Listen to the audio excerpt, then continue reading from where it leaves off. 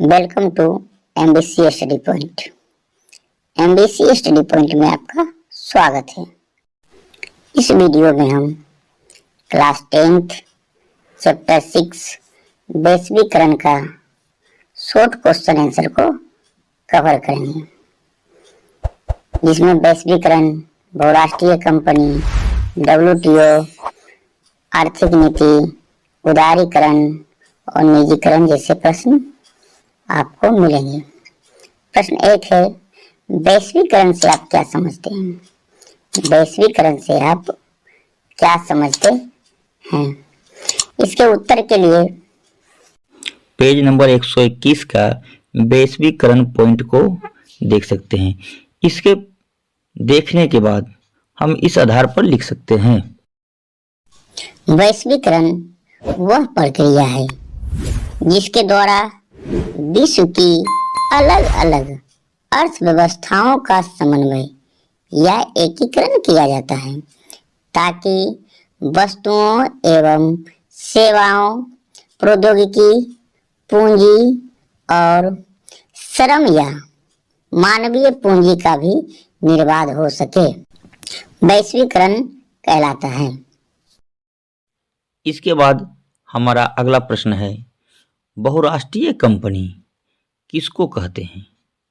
बहुराष्ट्रीय कंपनी किसको कहते हैं? इससे साफ पता चलता है, बहु मतलब बहुत से, राष्ट्रीय मतलब देश में, यानी जिस कंपनी का व्यापार बहुत से देशों में हो उसे बहुराष्ट्रीय कंपनी कहते हैं। इसके उत्तर के लिए पेज नंबर 124 का बहुराष्ट्रीय कंपनी का पॉइंट देखने के बाद हम इस आधार पर उत्तर लिख सकते हैं। ऐसी कंपनी जो एक से अधिक देशों में उत्पादन पर नियंत्रण और स्वामित्व रखती है, उसे हम बहुराष्ट्रीय कंपनी कहते हैं। जैसे Tata Motors, Samsung, Coca Cola, Nokia, Infosys, Tata Motors इत्यादि। ये सभी कंपनियां जो हैं एक से अधिक देशों में, एक से अधिक राष्ट्रों में अपना स्वामित्व रखती है, बिजनेस करती है, इसलिए इन सभी को बहुराष्ट्रीय कंपनी कहा गया है। इनके अलावा भी बहुत से बहुराष्ट्रीय कंपनी हैं। हमारा अगला प्रश्न है प्रश्न संख्या 3, विश्व व्यापार संगठन अर्थात WTO क्या है? यह कब और क्यों स्थापित किया गया? विश्व व्यापार संगठन अर्थात WTO क्या है? यह कब और क्यों स्थापित किया गया? इसका आंसर हम पेज नंबर 130 का WTO अर्थात विश्व व्यापार संगठन का पॉइंट देखने के बाद आराम से लिख सकते हैं। इससे आपको ऑब्जेक्टिव में भी क्वेश्चन रहते हैं, जैसे इनका स्थापना कब हुआ। इस आधार पर हम लिख सकते हैं कि विश्व व्यापार संगठन अर्थात WTO एक ऐसा अंतर्राष्ट्रीय संगठन है जिसका उद्देश्य अंतर्राष्ट्रीय व्यापार को उदार बनाना है। यह व्यापार के वैश्विक नियमों से निपटने वाला एकमात्र अंतर्राष्ट्रीय संगठन है। इसके अलावा हम लिख सकते हैं, इसकी स्थापना 1 जनवरी 1995 में हुआ था। WTO का मुख्यालय जिनेवा है। WTO का full form world trade organization होता है। हमारा अगला प्रश्न है, भारत में सन 1991 के आर्थिक सुधारों से आप क्या समझते हैं? भारत में सन 1991 के आर्थिक सुधार से आप क्या समझते हैं? यानी इस प्रश्न में 1991 में जो आर्थिक सुधार हुई थी, जिसे शॉर्ट में LPG कहा जाता है, इसके बारे में लिखना है। इसके लिए पेज नंबर 138 पढ़ने के बाद हम इस आधार पर लिख सकते हैं।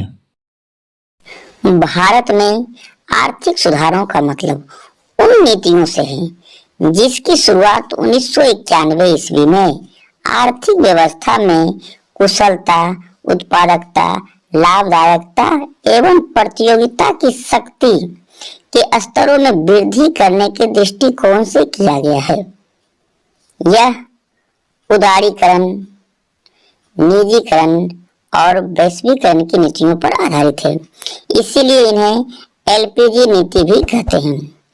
इसे ही हम नई आर्थिक नीति के नाम से भी जानते हैं।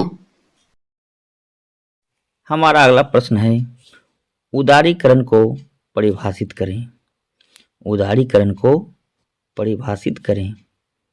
आपको पता होना चाहिए उदारीकरण के जनक मनमोहन सिंह थे, जो 1991 ईस्वी में आया गया था।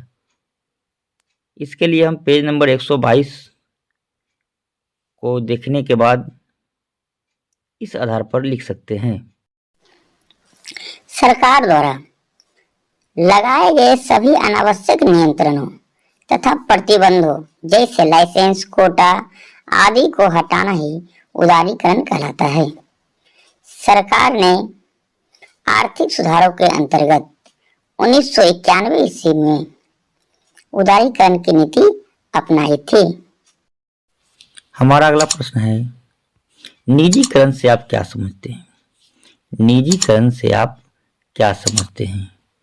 निजी का अर्थ होता है प्राइवेट, अर्थात बिजनेस को प्राइवेट करना, निजी करना। इसे भी पेज नंबर 122 के आधार पर हम लिख सकते हैं। निजी क्षेत्र द्वारा सार्वजनिक क्षेत्र के उद्योगों पर पूर्ण रूप से या आंशिक रूप से स्वामित्व प्राप्त करना और उनका प्रबंधन करना ही निजीकरण कहलाता है। भारत सरकार ने निजीकरण की नीति भी 1991 ईस्वी में ही अपनाई थी।